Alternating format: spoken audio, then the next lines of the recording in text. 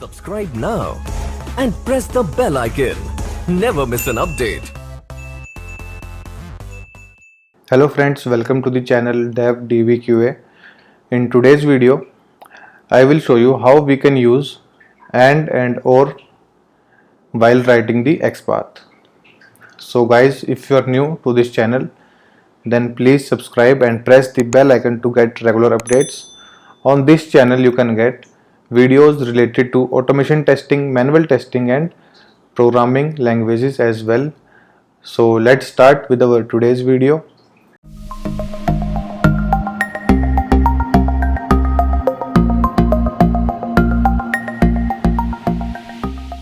First of all, I will use Facebook for our today's video. So this is the home page of Facebook. So in this home page we have to identify this email or phone field, right? For identifying this field we have to write a locator, and the locator we will use is XPath. So to write XPath, what we have to do, we have to just press F12 on our keyboard. Now after pressing the F12 key, this window will appear at the below screen, right? So this is the HTML code that is written for this Facebook home page. So we have to identify this email or phone field. So for that we have to click on this pointer over here and take this pointer to the field that we want to identify and click on it. So this is the HTML code which is highlighted. This is the code that is written for this email or phone field. So we will write XPath for this field, right? So let me tell you first what is the format for writing the XPath. The format for writing the XPath is, first of all we will write double slash, then we have to write the tag name,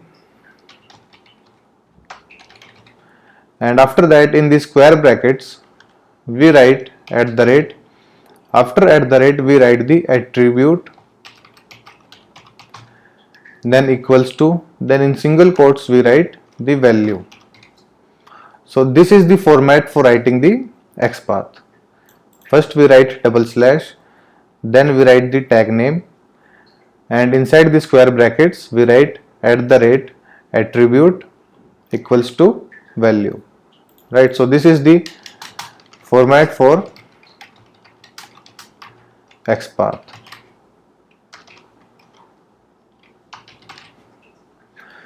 So let us write XPath for this email or phone field by ourselves. So what we will do, we will copy this, right click and we will go to copy. We can copy the XPath from here also, but we will write our own XPath. So for that I will click on this copy element. Now I will paste it in Notepad, right? So this is the tag for email or phone field. So let me hit enter, and so now this is the tag for email or phone field. So for writing the XPath, what we will do, we will first write double slash, then the tag name of this HTML code is input, right? So input is the tag name for this HTML code. So we will write input here, then the square brackets, and inside the square brackets, so let us take the attribute type, right? So we will write @type type. So type is the attribute and the value of that attribute is email. So here we will write the value of that attribute, email. So this is our XPath for this piece of HTML code. So to check that this is a valid XPath or not, what we will do, we will just copy it. We will copy it and go to browser. Then we have to click on this console tab. When we click on this console tab, there is some warning which we can ignore, and at the bottom there is a text field. So to identify that the XPath is correct or not, we have to write $x, then in the round brackets and inside the double quotes we have to write our XPath. So we will paste the XPath. So as soon as we paste the XPath, you can see the HTML code is mentioned, and when we hit enter, so this is the HTML code for the XPath that we have written.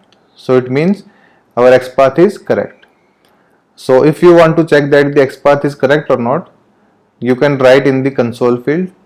So if we give the wrong XPath, so suppose if we write $x and inside the round brackets we write,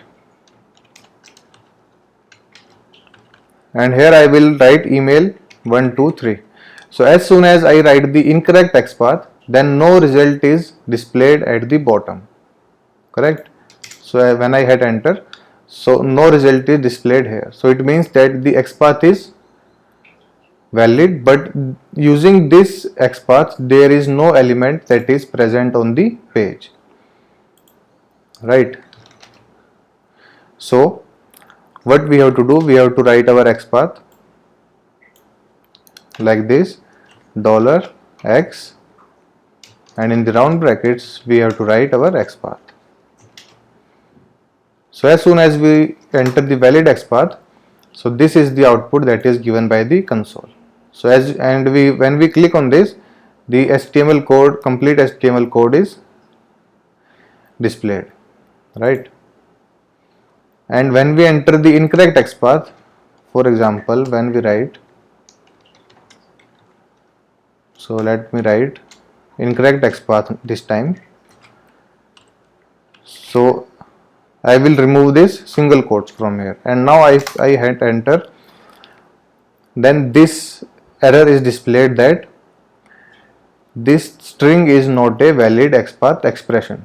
So that means that we have not written a correct XPath. So our format of XPath is wrong. That's why this error is displayed. So this is the one way by which we can validate our XPath, right? So our agenda for today's video is we have to write and or inside the XPath, right? First of all we will use and after that we will use or. So for writing and, what we have to do, we have to write double slash, then the same as tag name is input. After that let us take the same attribute type equals to email, and after that we have to write a space, then we have to write and let us take ID this time, right? And at the rate ID equals to, and in single quotes the ID is email. So this is our XPath using the and, right? So again we will copy this and we will check that this XPath is correct or not.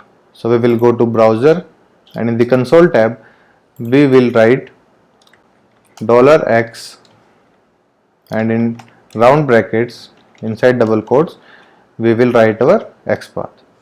So as soon as we write our XPath, the result is displayed here as you can see, and when I hit enter, so this is the result for this XPath.